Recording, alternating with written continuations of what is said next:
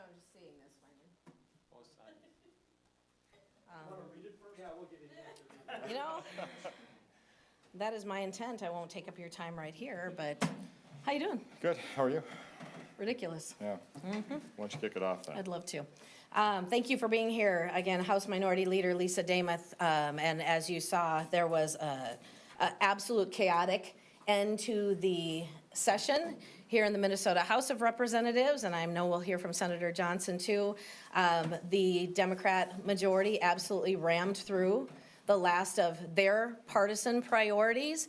I mistakenly told you it was 1,430 pages of a bill that was not available online, and it was not available in the chamber. Let me correct that. I just became aware that it is 2,860 pages because they're front and back.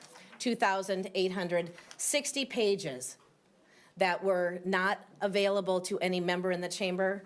Anyone in watching or wanting to go online to see what was in there. There were conference committee reports that were combined into this one extortion bill. I don't know what we're going to call it yet, but a bill that was not presented in that way. There were a number of provisions that we know possibly could have been airdropped in, and we don't know what those were.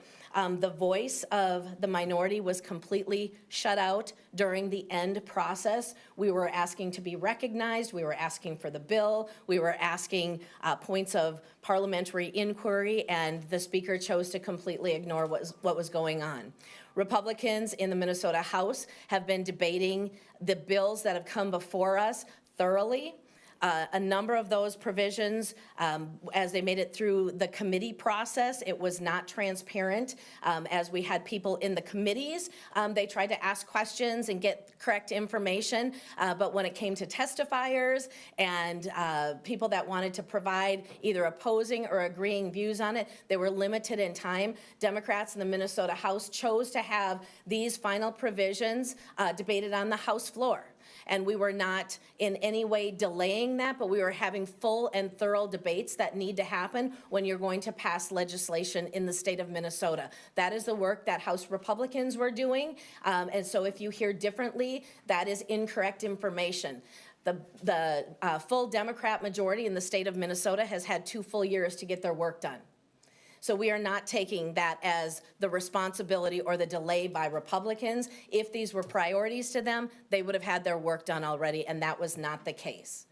It has been a very, very frustrating process.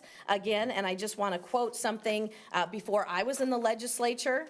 When the House Republicans were in charge, there was a large bill toward the end of session that was frustrating for the process, specifically for the minority, but that bill was provided. Full debate went on. They were able to caucus it, and then the vote was taken on that. And I want to quote from Melissa Hortman from 2018, serving in the minority, her quote, "Nobody looking at this legislative session, Democrat or Republican, should ever do anything like that again. We certainly would not."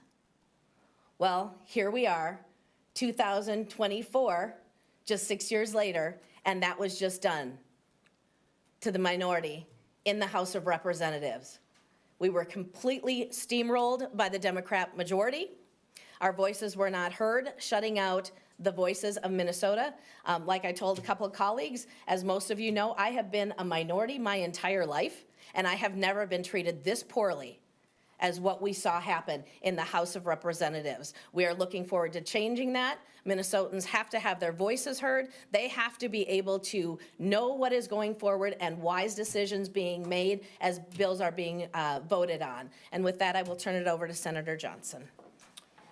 Thank you, Leader Demuth. Mark Johnson, Senate Republican leader. This has been quite the day. It's actually been quite the session. The last 15 minutes of session, we passed 2,800 pages worth of legislation that we have no idea what's in that bill right now. And it went through. They also brought up another bill to go through as well. Look, we have a Democrat trifecta, and they have abused not only us in the Senate and also in the House, but Minnesotans. This whole process has been baked from the very beginning, and now we've got product that we have no idea what's in it. This extreme agenda continues every single day we are out there. Look, folks, this is the biggest disappointment. I just feel gross coming off of that Senate floor today. The abuse of the rules, the unconstitutional bills that are coming off of there, and by the way, they used an alleged felon to pass these bills. The number 34 vote in a number of the controversial bills that came through this year, all to protect an agenda. When the agenda becomes more important than people, this is what happens. They abuse the process, they abuse the system to get their agenda through, And we saw that over and over again over the last 2 years. A waste of $18 billion worth of taxpayer funding. Go and talk to your schools. Ask them if they feel like they're in a stronger financial position as they're laying off teachers right now. Talk to your businesses as they are wrestling with mandates that they cannot figure out how they are going to make their business work. Talk to Minnesotans across the state who are paying more every single day for their groceries, for their gas, for taxes, for tab fees. This trifecta has been a disaster, not just for the legislative process, but for Minnesotans. Remember that this November, when you go to the polls and you are voting, this is what happens when you have single-party control that wants to take this agenda and ram it through the legislative process and in Minnesota, despite the effects on Minnesotans. Folks, this has been a very sad day, a climactic end to a sad 2 years, and we're looking forward to changing that this fall.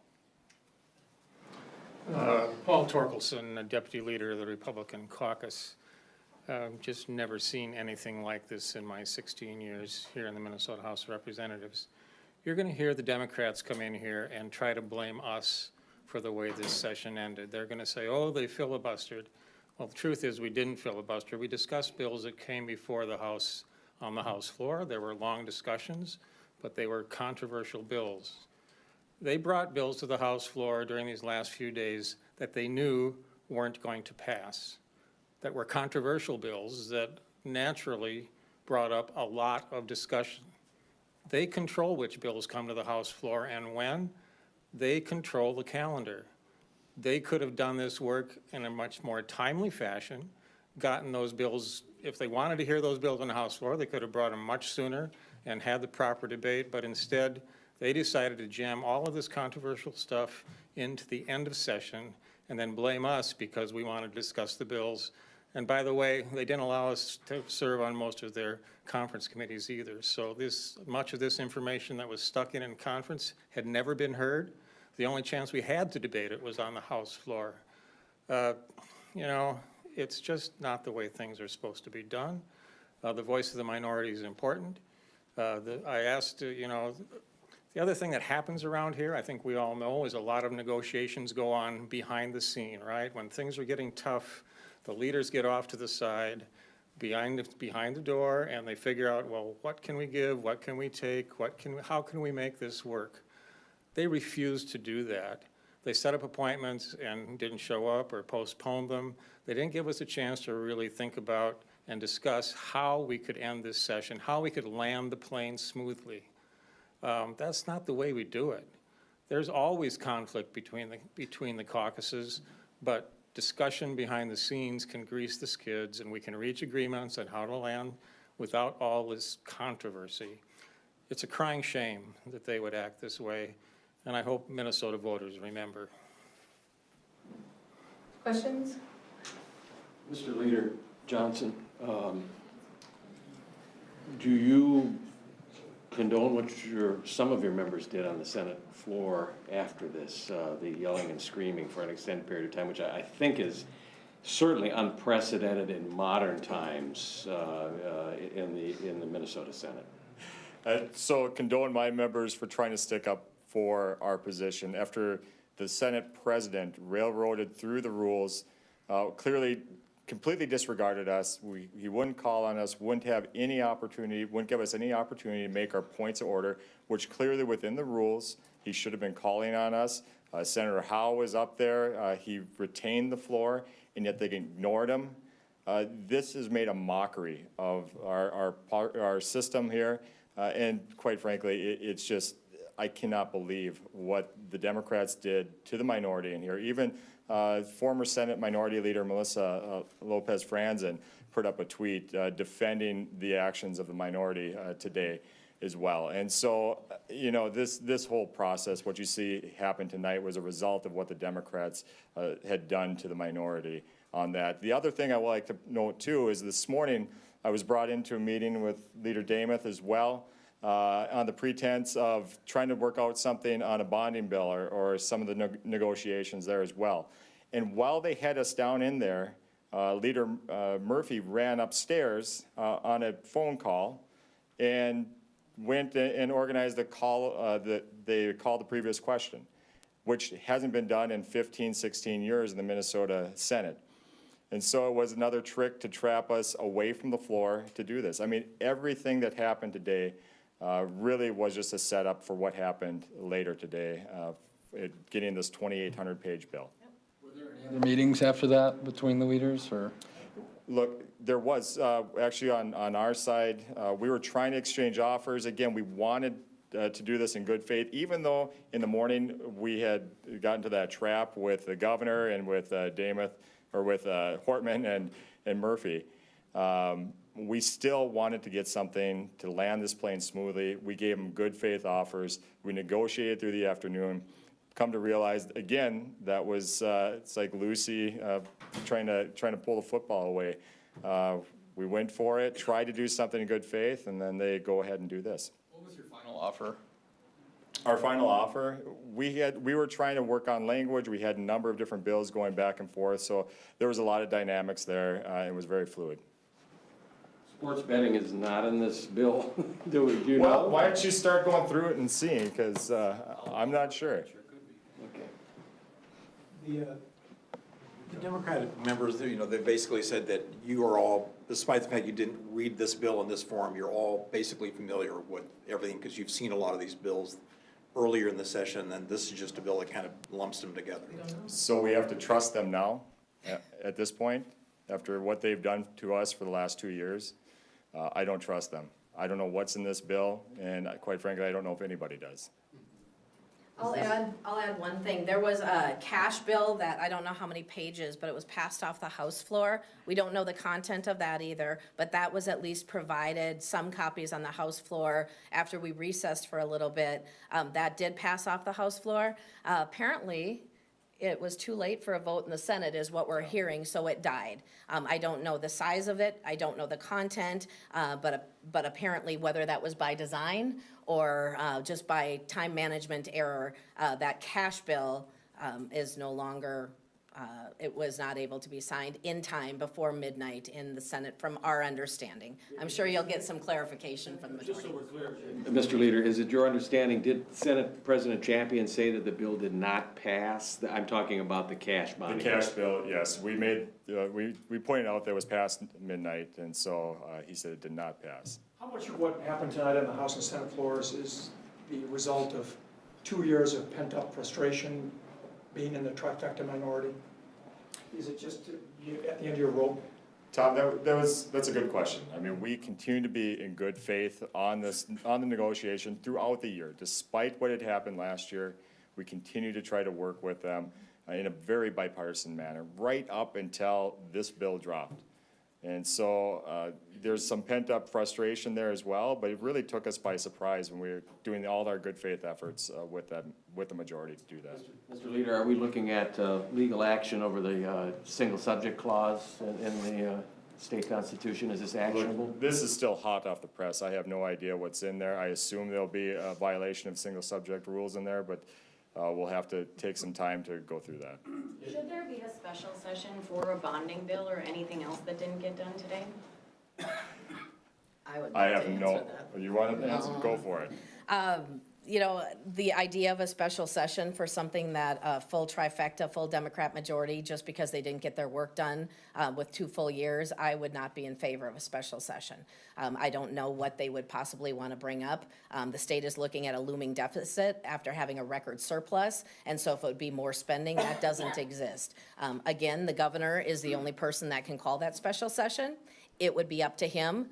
My hope is that he would not pass this because of process. And if that's the conversation he wants to have and wants to have transparent governance in the state of Minnesota, we would possibly consider that.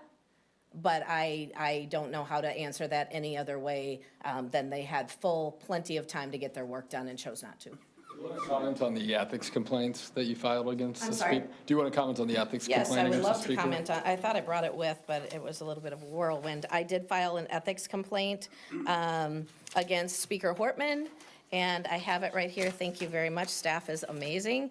It just references that on the night of Sunday, May 19th, Speaker Melissa Hortman violated House rules on decorum and Masons, Section 578 by limiting and closing debate outside of the rules and preventing the making of legitimate motions. Several members, and specifically House Minority Leader Lisa Dameth, requested divisions, roll calls, and other motions.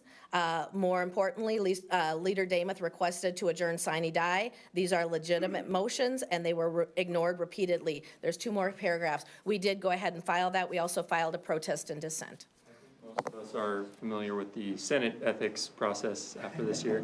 What does the House process look like? The House process is very similar. It is an equal split as far as Democrats and Republicans. I don't expect that would be brought up. Again, the majority is still in control. We are adjourning sine die tomorrow, and I don't know if anything would happen, but at least it puts it on record of what happened and how the voice of the minority was disrespected and pushed out of the process. Do you have any pressure that you can bring to bear, given that it is the interim, on the majority to actually hold a hearing on this? You know, there's very limited if there would be a special session. You know, I don't know what we would have. I don't think there's a lot that we could do. We will be constantly reminding the voters of Minnesota that there's 169 days to the next election, and we need to bring back balanced government into the state of Minnesota, so all voices are heard and all votes on committees and on bills are actually needed. What does tomorrow, or I guess later today, look like when you guys return? At the House of Representatives, we go back at 10 o'clock tomorrow morning, and there will be retirement speeches, and out of respect for the members that are retiring, I will be there. I don't know what the other members are choosing to do. I will be there strictly out of respect for retiring members. If it was not for that, I would not be there tomorrow. This has been an absolute sham. There are some people who are onlookers, some people who served in the legislature, who say that the institution of the legislature cannot come back from this. What do you say? I would say that I've received texts from former speakers and former people that have served in the House of Representatives, and it is very concerning what was done. We talked about custom and usage and how things are handled within a body, and this has completely changed that dynamic. What we are looking is when we return in January of '25, I am looking to restore the institution of the legislature and the work being done to serve the people of Minnesota in a respectful way, completely opposite of how it was disrespected. That is what Minnesotans are choosing. They are choosing leaders that can actually lead and govern appropriately, and that's what we are looking forward to. Madam Leader and Mr. Leader, as long as you mentioned 2025 and the election, which is in between then and now, you got your way on the ERA. I assume that can't really be in there, right? Because it's a constitutional amendment, correct? That would be my expectation. Yeah. So, given that, what is the perspectives in terms of how does that play out in the next election? Because you've got to take control, otherwise they can try it again. I would say that what we are looking at is we are bringing balance back into the state legislature. Again, with a $72 billion budget, all of the broken promises by a full Democrat trifecta, we are looking to change that. We know that we need to get rid of waste, fraud, and abuse within agencies. We need to stop growing government. We need to stop putting mandates that are unfunded and unreasonable on our schools and on our businesses. Minnesotans deserve to be able to afford their lives. Minnesota is a great state, and we want people to choose to be here. We need to look at permitting reform. There are a number of things that actually need to be done that would help the state of Minnesota. That's what we're looking forward to after the election. I'm sorry, are you happy that the ERA is at least stopped at this point? You know, the language that was on the ERA was not transparent for voters, and I am very happy that didn't go through. And we didn't have an opportunity to look at that in the Senate. It didn't come up with the House language over there, so I wasn't aware of exactly what was in that bill. So they never had it up for a vote. We probably got time for one more. These guys have to go back to caucuses. Did you use the House use any legislative funds to pay for the Pat Garofalo mugs? No, we did not. Thank you. Thank you.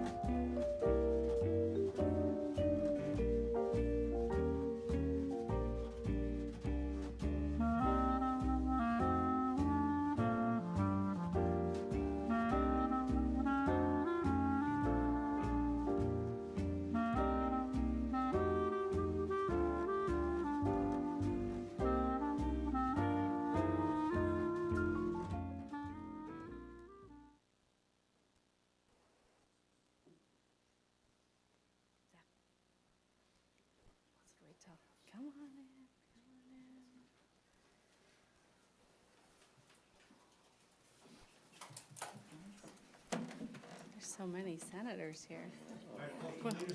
Say a few words, then we'll open up to questions.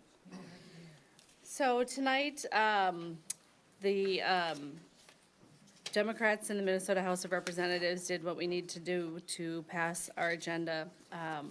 We, in the 23-24 biennium, had the most successful and productive legislative session in 50 years. It is definitely the second Minnesota miracle.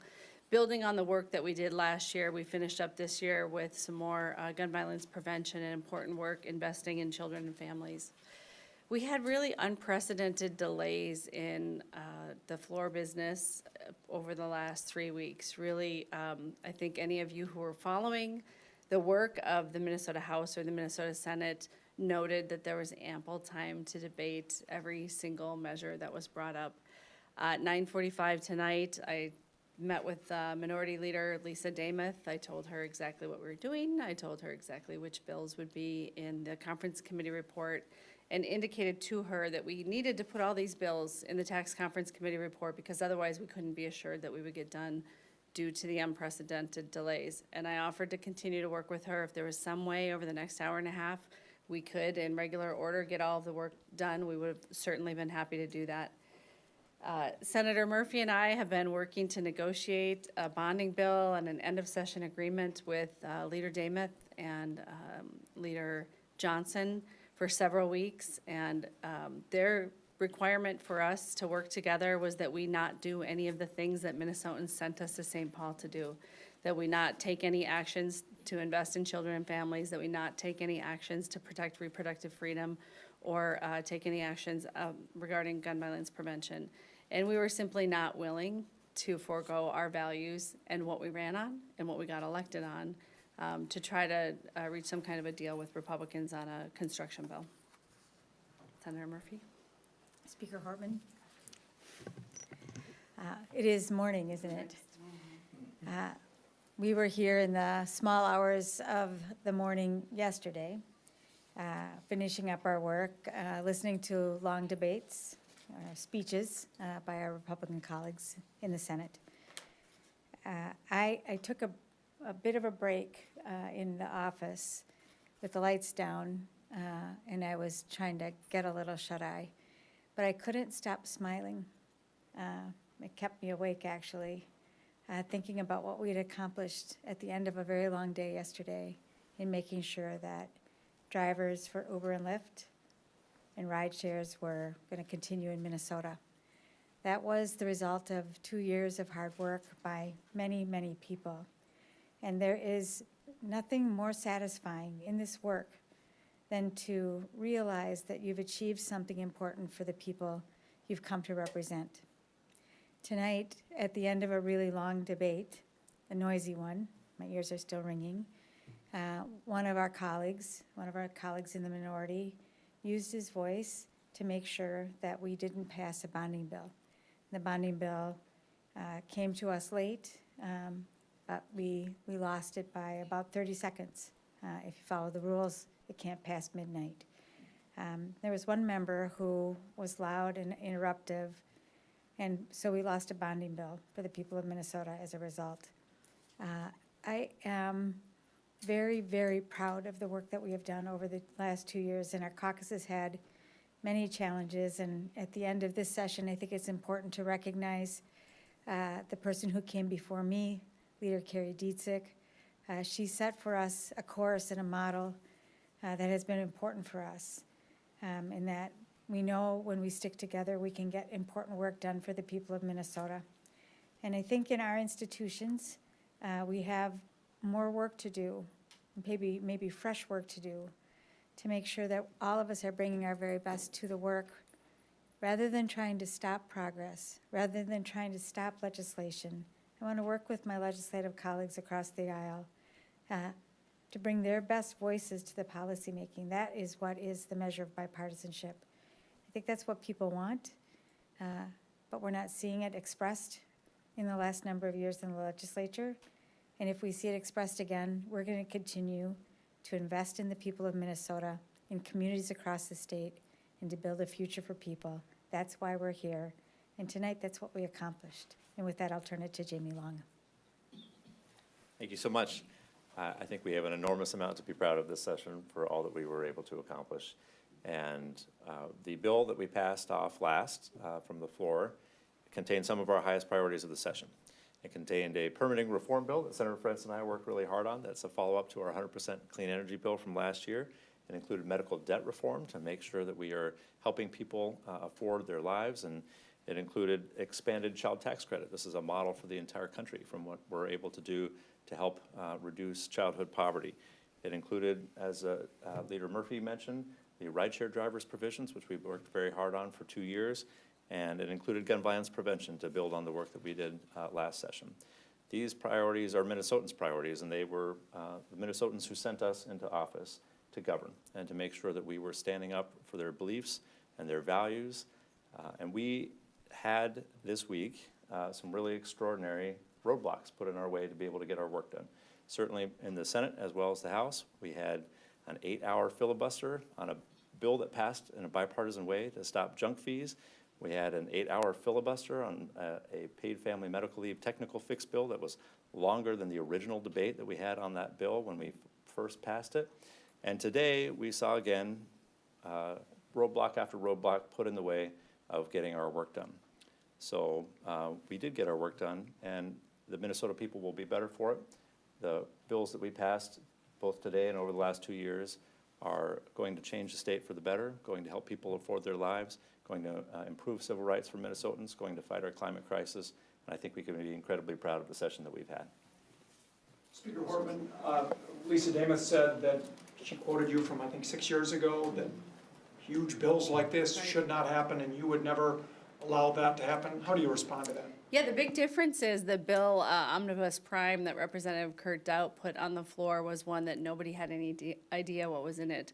These were bills that had Republicans on the conference committees that had all been heard. There were not a lot of creative writing in conference committee that followed the rules. And the Republicans were on the conference committee. So in many of these cases, they were conference committee reports that had been debated for hours and hours. In fact, one of the ingredients in there was the agriculture and energy bill, which we spent hours and hours debating. So they knew exactly what was in the bills. They also knew exactly what they were doing when they spoke for hours and hours on things and told stories about their families, didn't talk about the bills at all. It was a deliberate effort to block progress, and we had to take extraordinary measures, which are authorized by the rules, to pass the bills. They claim that things could have been airdropped in. They have no idea what was in that bill. They were having to take your word for it without being able to look at it. We gave them every opportunity to work with us in a reasonable bipartisan way, and instead, what they did was obstruct the work of the legislature, and that just cannot be permitted. Worried at all about the optics of what went down tonight? Well, it's funny because Senator Murphy and I have been in the legislature for a long time, and we've lived through this before. We had a very obstructionist Republican minority in the Minnesota House from 2007 to 2010, and former Speaker Margaret Anderson Kelleher had to move the previous question several times to get bills through. So we lived through that. We have. Go ahead. No, that's okay. Peter Callahan. Can I read from you a tweet that went out today? As a former Senate Minority Leader, it saddens me to witness the erosion of this institution. The minority must always have a voice in the legislative process. May we find the courage to work together to restore the public trust and that of each other. That was Melissa Lopez Franson. That's a DFL, former DFL Minority Leader. And my friend and colleague. We use the word bipartisanship a lot. And we call a lot of things that are narrow in their bipartisanship, one Democratic vote, one Republican vote, bipartisanship. And I think in the best spirit, if we are participating together, listening to each other, sitting on committees together, people's preferences are included in legislation, we are working in a bipartisan fashion for the people of Minnesota. Much of the work that has been put into law or will be signed into law is exactly that. So there's a difference between what we describe and perhaps what we feel and what we do. I can't imagine that if you were in the legislature every day in the Minnesota Senate, like I have been, that you would think that the minority's voice was silenced. It's not been. In fact, I think we're talking a lot about the length of the minority's voice, in some ways, in an effort to block progress. That's also not right. I don't like it when we get to the end of session and experience what we experienced tonight. I don't think anybody does.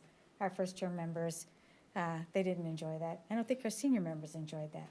But nor do we like or appreciate when people use hours and hours of repetitive debate and repetitive questioning to slow the debate down. They're both barriers to the work that we need to do for the people of Minnesota. If this damages relations between the two parties in the future, in sessions to come, I mean, does this set a precedent? I'm not worried about that because legislative leaders know that at the end of the session, the work needs to get done. There's some pretty bumpy landings when Speaker Kurt Doudt was the speaker, definitely some bumpy landings when Margaret Anderson Kelleher was the speaker, and I had to do what I had to do to get the bills across the finish line. What I'm disappointed in, and I think all of us are, is that the Republicans engaged in the conduct that they did. It's deeply disrespectful to the institution to engage in the kind of delay tactics that they did. They took advantage of the goodwill of the speaker. I always adjourn at midnight. The poor Senate was here till I think 5 a.m. on Monday going into Tuesday, I think till 5 a.m. Wednesday going into Thursday, and again around the clock on Friday. And they knew that I would leave at midnight. So they tried to block as many things as they could from happening by talking as long as they could. That kind of obstructionism is not pursuant to the rules at all. And that's why we had to use the tools to end it. But you guys have entire control of state government. Couldn't you have passed some of these bills sooner? And yes, the Republicans could have filibustered as long as the day is long, but you still control the clock at the end of the day. These filibusters were extraordinary. They are all out of proportion to the amount of debate that has happened in the past. There was plenty of time to do this the right way. The Republicans chose that this is how the legislature would end, by taking the time that they did on the measures we had on the floors. The Senate had a delay that you called, Senator Murphy, on Saturday. That was 10 hours. You could have passed some of these bills. So it's not entirely the Republicans here, right?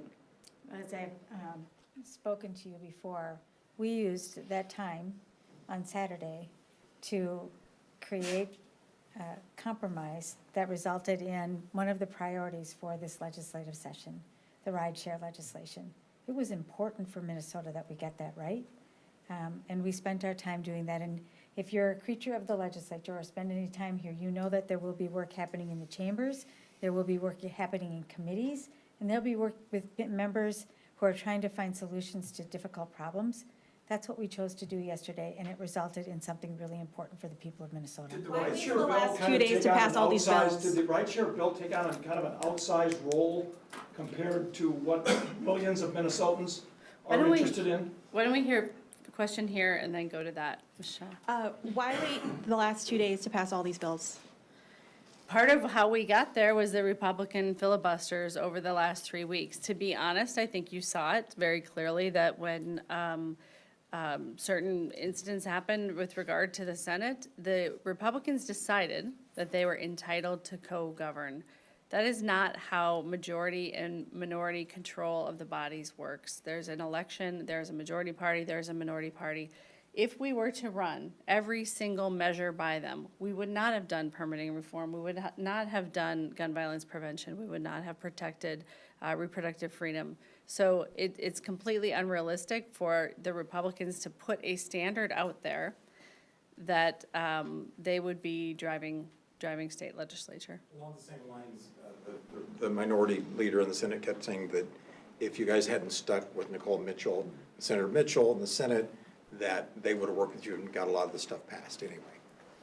Do you buy that, or how do you respond to that, I guess? Yeah, the experiences and the incidents with Senator Mitchell is serious, and we've taken it incredibly seriously in the Minnesota Senate. She deserves due process. And the people who elected her deserve her representation. They have a right to that. So I think our Republican colleagues chose to essentially become judge and jury and use that incident, that experience, for political purposes. And it did serve to slow us down. We are taking that matter very seriously. We understand that she deserves and has a right to due process. And she also had the responsibility to represent the people of Woodbury in the legislature, and she did that. Could you have avoided calling the question without the 10-hour recess on Saturday, or would that not have even been enough time? There was no way, so I mean, I think you all observed this process. Bills have to pass the House and the Senate in order to get to the governor's desk. And the delays on both sides, the House and the Senate, prevented us. So the House sent a bunch of bills to the Senate sent a bunch of bills to the House, but because of delays in the other body, we weren't able to get through both of those. I do want to comment on Representative Hauser. Tom, it's just like a habit. Tom Hauser's question about Uber and Lyft. I think that did have outsized importance in the legislative session this year because it was so important. The city of Minneapolis took an action. The company said that they would leave. We were all deeply committed to ensuring that the drivers get fair pay and that they're treated fairly by the companies, but also to ensure that they stayed in Minnesota so they could serve the people of Minnesota. So that was an important issue for our state's economy, and I think it took the time that it took to solve. But wasn't that kind of self-inflicted? It was the Minneapolis City Council, the Republicans have made the point that they kind of forced this on you and then you followed. So what gave rise to the need to solve this problem was that Uber and Lyft don't pay their drivers fairly. So right there, we had a study that was done by the state that showed that they're paid below minimum wage, and that was a challenge that we needed to solve. The Minneapolis City Council did us a great service by putting this on our plate and making sure that we were taking it seriously and going to get it done this year, and we did. We got a great result for drivers with a 20% pay increase, best health insurance in the country, and this is going to help a lot of people live better lives. Even though it may have contributed to some of this chaos at the end by delaying other things or pushing other things? We had an agreement with companies, with the governor, with the House and the Senate, so there was no reason for the Republicans to have any opposition to the agreement that we reached. What's next for the, go ahead. What's next for the Equal Rights Amendment? Advocates are calling for a special session. I think that would be unlikely. We can certainly speak with the governor about that, but I think what's next for the Equal Rights Amendment from the House perspective is we have an election. We are all going out and running for re-election, and the next legislature will address this issue. I do think it was really important that the Senate sent it to the House last year, which elevated the issue. We worked all through the summer and fall to get language that could be agreed to in the House and the Senate, so we wouldn't have to have those 15-hour debates multiple times. So we wanted a proposal that would be the same as it went through the House and the Senate, and so we worked very hard to try to get agreement on that.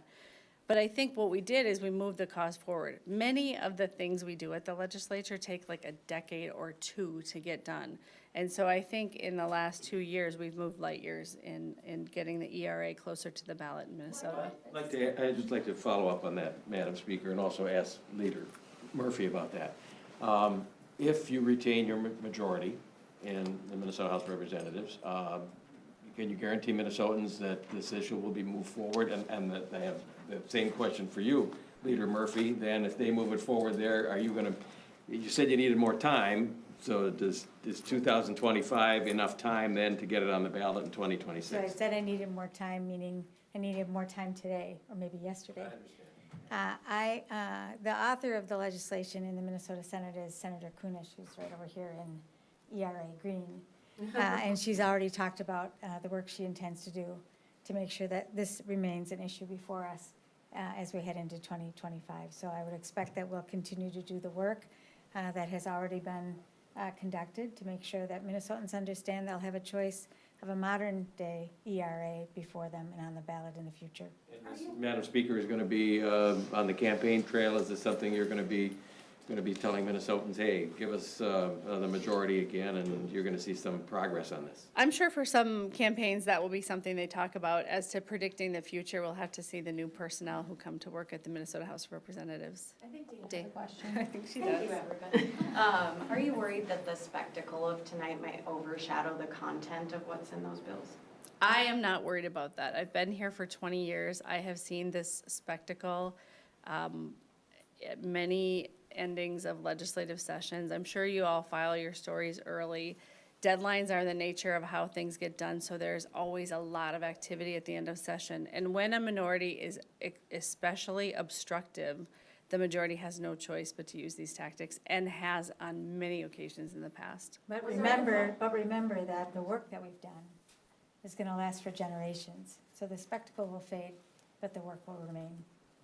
Was there any thought that you could just not put it in this tax omnibus and work with the governor and do a brief special session? Why not go that route to complete what you maybe had left to do? We would have been in the same situation. We actually talked through that today, because what would happen in a special session, every bill has to have 3 different readings in the House and the Senate. So it would have been multiple days to get first, second, and third readings, and we would have been back exactly in the same position we were today, which is Republicans talking for a very long time to prevent us from passing bills. So whether we did it today or whether we did it a week from now in special session, the Republicans chose this course. They chose this path for the ending of the legislature, and it would have happened this way either way. There's nothing you all could have done to avoid the chaotic finish. We It was all tried. on the Republicans. We tried everything we could to prevent it, and, I would have liked to have seen it end differently. Certainly, we could have done things earlier in the session, but I think that the unprecedented filibusters by the Republicans were the primary cause of what happened today. But you passed a lot more controversial stuff you passed a lot more stuff last year, and it didn't end like this. What was the difference? The filibusters. I mean, the funny thing was, we were doing little technical corrections to paid family medical leave, and the debate was longer than we passed the program. Last year, the Republicans did not engage in this behavior. Well, on the Senate floor particularly, I think that the way this ended in terms of the decorum melting down is unprecedented in modern times, certainly, and in my time here, certainly. Well, that's about a 30-year run. Was that caused by some loose cannon members, or is it a more general frustration that means that perhaps you would want to involve the minority in different ways to avoid it, I guess, degenerating that way, for lack of a better term?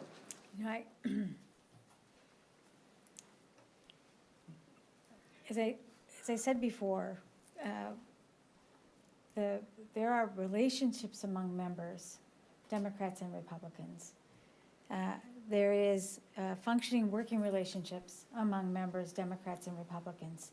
Maybe not so evident, but it is present, and it serves the people of Minnesota well. I don't think that's what's broken. I think it is, and I've served many times in the minority and the majority, and it took me a while to learn what my role was in the minority, and it wasn't to just stop everything. It was to figure out how to work with the people who had more power than I did, and to persuade them to carry the things that I thought were important.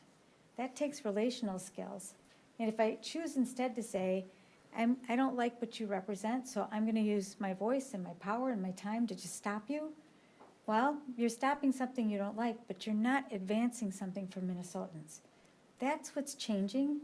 That's the thing we need to change back.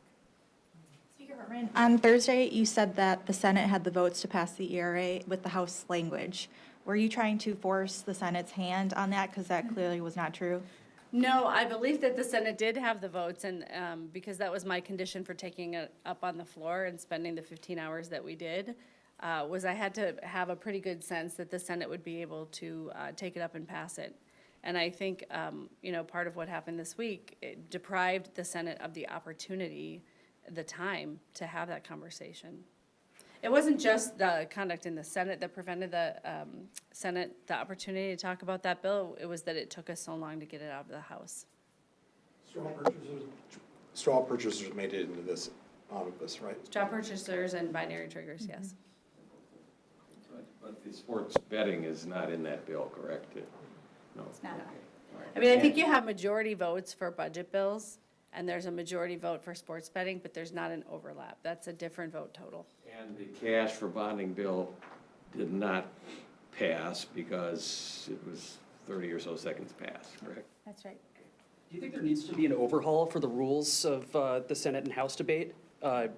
Some kind of time limits, or, I mean, it's just, when I heard the word filibuster in relation to the House, that didn't compute for me immediately, because in other legislatures I've been in, it's not the case, so.